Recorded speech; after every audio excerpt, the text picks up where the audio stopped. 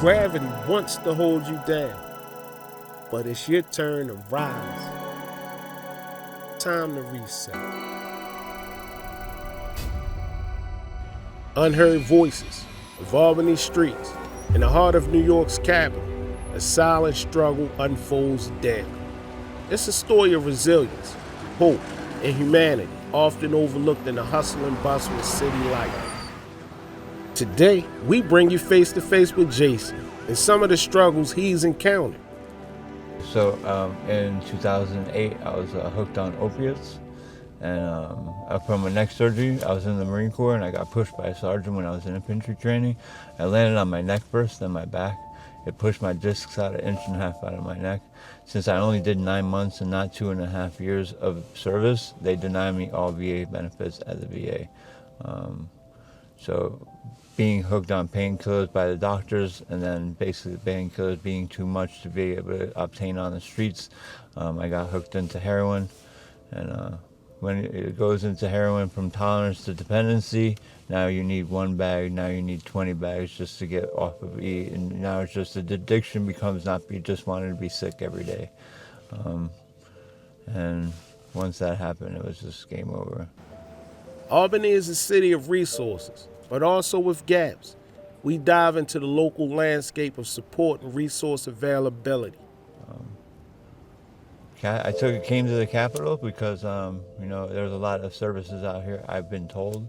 I was at Glenmont Job Corps. I got kicked out due to a dirty piss test, and then instead of going to the VA and the VA denying me benefits, I went ahead and went to the local city mission. Stayed there for a little bit, joined the New Life program that they had, just to see what it was about being homeless on the streets of Albany, New York. Some may wonder about challenges faced by many of the homeless. Everybody gives, right? And Albany makes it illegal if we don't ask for any money because it's not solicitation. The problem I face is the fact that a lot of people see other people under the influence and then don't want to give to the people that actually clean. So like 3 people, like maybe 5 people out of the people that panhandle are maybe absolutely not using drugs. Like me and my best friend do this on like a daily basis, and we work as a team, but we go to New Choices, right? So I'm on methadone, so I don't take any drugs, right? And then me and him get looked at by others while they're nodding out at the panhandling spot, and they look high. It makes it hard for us that are not high to get any money. Meaning, I gotta stay out here from 7 in the. I've been doing this every day, 7 in the morning all the way to 5 at night. I do it until it's dark at night, and I don't want to make nobody feel uncomfortable at night. They start locking the doors when it becomes dark, and they can't see people. That we're all drug users. That we need that the males need to get jobs and the females don't. I know females that can make anywhere from $300 to $500 a day cash, and me, I'm struggling to make $12, and I've just been here since 8 o'clock. It's 7 this morning. Okay, so I'll give you an example. I was, and the reason why I stay outside. 2017, 2016, I was given by DSS a place called Luwanga House on Grand Street. It has a purple door. It's on Grand Street, right? In the south end of Albany. I had a case manager by the name of Steven, I forgot his last name, do an intake with me the next day when I first got in there. Well, he decides to sit there, and I decided to tell him that I'm going to Conifer Park, that I won't be at the homeless shelter long.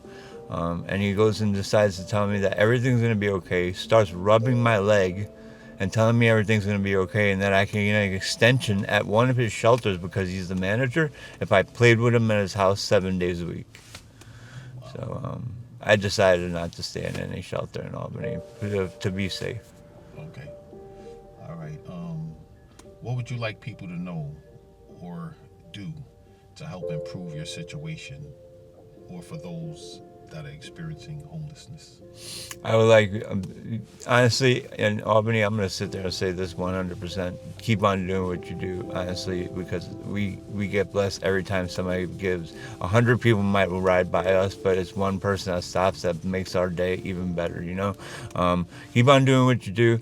Clothing, food, of cash, of course, because we can use it all day long. I mean, I work with a team member. My team member might not make a lot of more money than I make because I'm a veteran, right? But then at least I get to look out for him if I make the money too. You know what I'm saying? I make the money, I get to look out for him at the end of the night when he doesn't have anything. But also housing. Housing is the biggest thing. Because honestly, if we can get off the streets, then I could stop this whole entire panhandling thing. Okay.